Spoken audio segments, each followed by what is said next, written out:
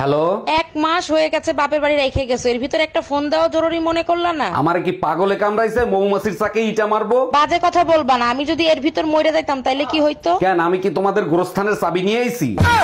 আচ্ছা ভাবি, আপনি যে এতগুলো বাচ্চা নিলেন, এদের নাম ঠিক মতো বলতে পারবেন? শুধু আমি না, দুনিয়ার সবাই বলতে পারবে। বলেন কি, তাই নাকি? তা কি নাম এদের?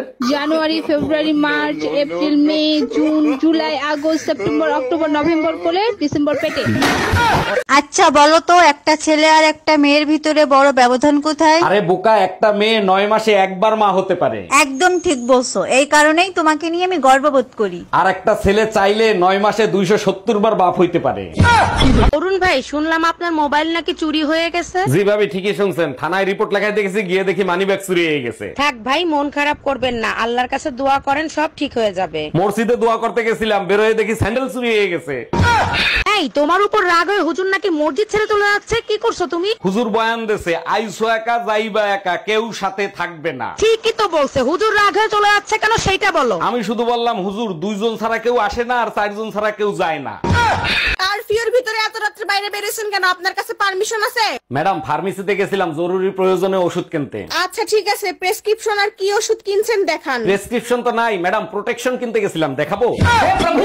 ও বেদা, তোর জামাই দে সেরিগো সেন্ডের গন্ধ আইকা। অমাতারি, তুই কও কি? মুই দুনিয়াতে তোরে ছাড়া কাউরে চিনি? ও মনু, তুই কি কানারে হাইকোর্ট দেখাও? পাশের বাড়ির ভাবি ঈদের কোলাকুলি করা শিখাইছে। আইস গো তোরে তো মুই খাইছি।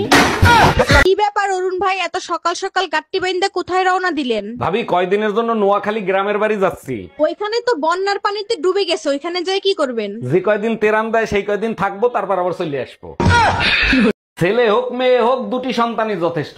আচ্ছা ভাবি, আপনি 6টা বাচ্চা নিলেন, কোন আক্কেলে? ভাই, আমার তো 6টা বাচ্চা, আর আমার শ্বশুরের যে 10টা বাচ্চা, তার কাছে জিজ্ঞেস করতে পারেন না সে কোন আক্কেলে নিছে? জিজ্ঞেস করছিলাম, সে যে উত্তর দিছে তা শুনলে আপনি নিজে বেহুশ হয়ে যাবেন। তাই নাকি? তার শ্বশুর মশাইয়ের কাছে কি জিজ্ঞেস করছিলেন? জিজ্ঞেস করছিলাম, কাকা আপনারা যে 15টা 16টা করে বাচ্চা নিতেন, আপনাদের কি খাইয়ে দেয় কোনো কাজ ছিল না? শ্বশুর মশাই কি উত্তর দিছিল? উত্তরে বলল, বাবারে তোমাদের মতো সারা রাত আমরা মোবাইলে সময় নষ্ট করতাম না। বাপকা বেটা সিপাইকা গোরা, আপনার ভাইও রাতের বেলা মোবাইল চালায়, সময় নষ্ট করে না।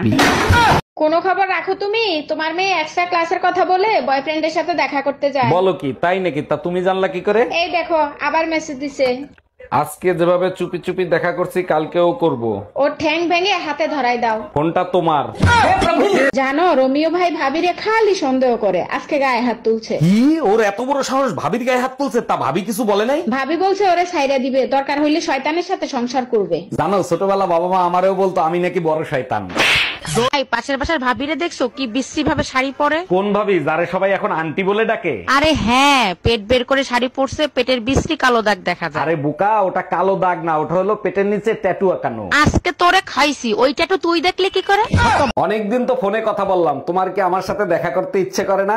ইচ্ছে তো আমারও করে, যদি তোমার বউ টের পেয়ে যায়। আরে তোমারে তো বলাই হয় নাই, আমার বউ তো 3 বছর আগেই মারা গেছে। আমি মারা গেছি আর আমি জানি না? তুই আজকে বাসায় আয়, তোর খবর আছে।